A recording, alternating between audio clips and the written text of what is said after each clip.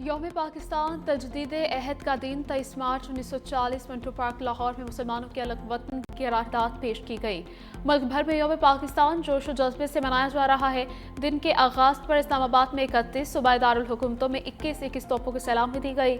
फजा पाकिस्तान जिंदाबाद के नारों से गूंज उठी। लाड़काना में सदर आसिफ अली जरदारी ने परचम कुशाई की। कहा, आज हम अपने बुजुर्गों को खिराज अकीदत पेश करते हैं।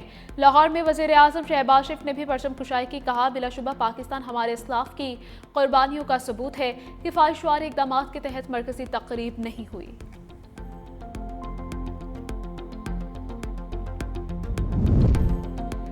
सदर ममलकत आसिफ अली जरदारी और बिलावल भुट्टो जरदारी की गढ़ी खुदाबख्श भुट्टो अहमद, उन्होंने शहीद मोहतरमा बेनज़ीर भुट्टो, शहीद जुल्फ़िकार अली भुट्टो, बेगम नुसरत भुट्टो और अजीज़ो अकारिब के मज़ारों पर हाज़िरी दी, फूल चढ़ाए और फातिह ख़ानी की।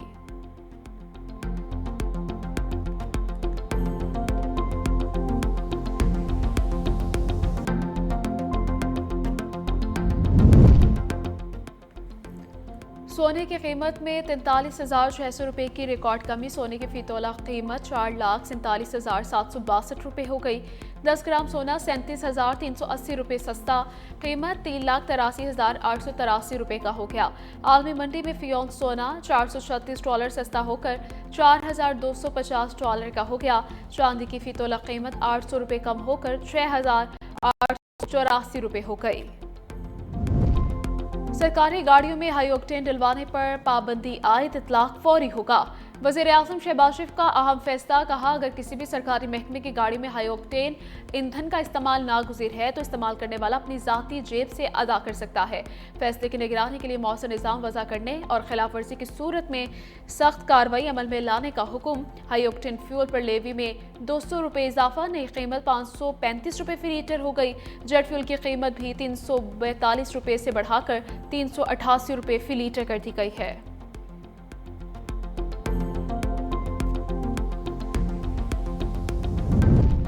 बाद में पीटीआई को तीसरा इंजेक्शन लगा दिया गया। इंजेक्शन साबिक वज़ीर आज़म की रजामंदी से लगाया गया। फिम्स के मेडिकल बोर्ड ने बानी पीटीआई की बिनाई तसल्ली बख्श करार दे दी। ऑपरेशन थिएटर में तमाम प्रोटोकॉल पर अमल किया गया। बानी पीटीआई को NTVEGF का तीसरा इंजेक्शन लगाया गया। साबिक वज़ीर आज़म की हालत पहले दौरान अमल और बाद में मुस्तहकम रही। इंजेक्शन लगवाने के बाद बानी को अडियाला जेल मुंतकिल कर दिया गया।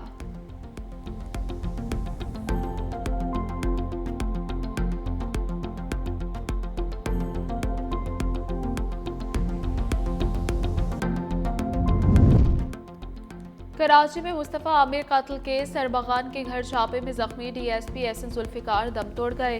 पुलिस हुकाम के मुताबिक जख्मी DSP SN Zulfiqar Liaquat national अस्पताल में ज़ेर इलाज थे। गुज़श्ता साल 8 फरवरी को डिफेंस में मुल्ज़िम अरमगान के घर मुख्फी मुस्तफ़ा की बासियाबी के लिए कार्रवाई की गई थी, जिस दौरान मुल्ज़िम अरमगान ने पुलिस पर जदीद असलहे से फायरिंग कर दी। गोलियां लगने से DSP SN जुल्फ़िकार और कांस्टेबल इकबाल जख्मी हो गए थे।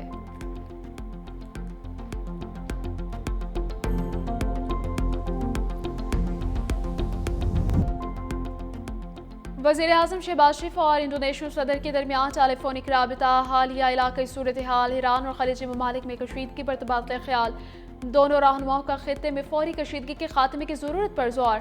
तमाम इख्तलाफात को मुज़ाकरात और सिफारतकारी के जरिए हल करने पर इत्तफाक। शहबाज शरीफ ने इंडोनेशियन सदर और बरादर आवाम को ईद उल फितर की मुबारकबाद दी। कहा, इंडोनेशिया के साथ तारीखी बरादराना ताल्लुकात को मज़ीद मजबूत बनाने के ख्वाहां हैं।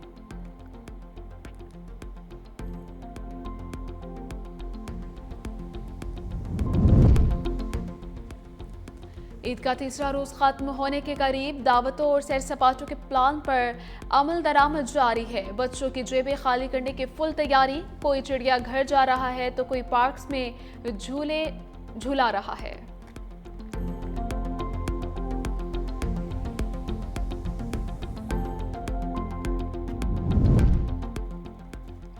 और ईद की छुट्टियां खत्म, परदेसियों की वापसी का सिलसिला शुरू। बस अड्डों पर रश बढ़ गया। ट्रांसपोर्टर्स ने वापसी पर भी मुसाफिरों को लूटना शुरू कर दिया। किरायों में इजाफे की शिकायत भी मौसूल।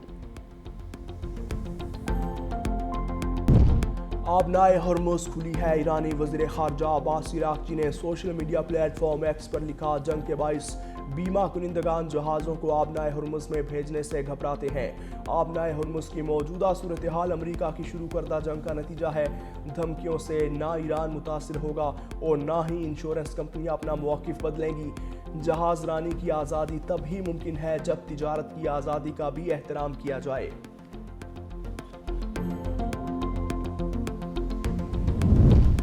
यूरोपीय यूनियन ने आबनाए हुर्मुज़ खुलवाने के लिए सिफारती कोशिशें तेज़ कर दी। सरबराह यूरोपीय यूनियन खारजा अमूर का आयाकालास के ईरानी, तुर्क, कतरी और जनूबी कोरियन वज़राए खारजा से टेलीफोनिक राबते। खबर एजेंसी के मुताबिक राबते मशरिक़ वुस्ता बहरान के हल के लिए सिफारती रास्ते तलाश करने की कोशिशों का हिस्सा है। गुफ्तगू में जारी जंग, तवानाई तनसीबात पर हमले और आबनाए हुर्मुज़ की बहाली के अमूर ज़ेरे बहस आए। यूरोपीय यूनियन हुकाम का कहना है कि हम शहरी तनसीबात पर हमलों की धमकियाँ लाखों अफराद को मुतासिर कर सकती हैं।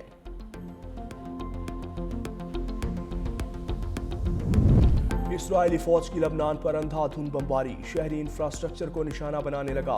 खबर एजेंसी के मुताबिक इस्राएली फौज ने जनूबी लबनान में दरियाए लितानी पर कायम कासमिया पुल को फजाई हमला तबाह कर दिया। इस्राएली वज़ीर दिफा ने लितानी दरिया पर तमाम पुलों की तबाही और सरहदी इलाकों में घरों की मिसमारी का अमल तेज करने का हुक्म दिया।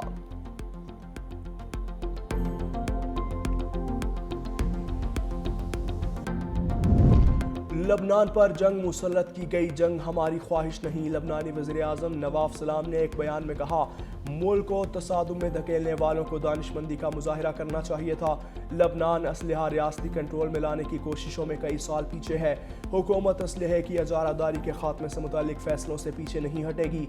रियासती रिट को मजबूत करना मौजूदा हालात में नागुज़ीर है।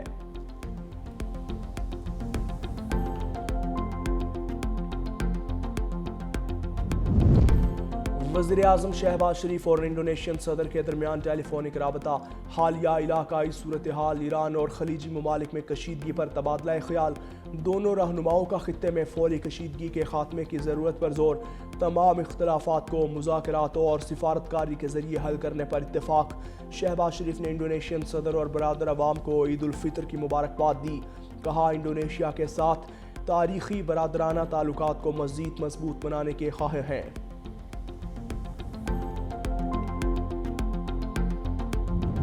ईरान के खलीजी मुल्कों पर हमले नाकाबिल कबूल, खलीज ताउन काउंसिल का रद्द-ए-अमल। कहा, ईरान बुनियादी ढांचे तेल की सहूलतों को निशाना बना रहा है। ईरानी हमले तवानाई फराहमी के इस्तेहकाम के लिए बराह रास्त खतरा है। ईरानी जारहियत तनाव कम करने की कोशिशों को नुकसान पहुंचा रही है। खलीजी ममालिक से ईरान के खिलाफ कोई हमला नहीं हुआ। ईरानी सदर ने इस्लामी और हमसाया ममालिक के नाम पैगाम में कहा, आप हमारे भाई हैं, हमारा आपसे किसी किस्म का कोई तनाज़ा नहीं। हमारे दरमियान इख्तलाफात से सिर्फ से होनी रियासती फ़ायदा उठा रही है।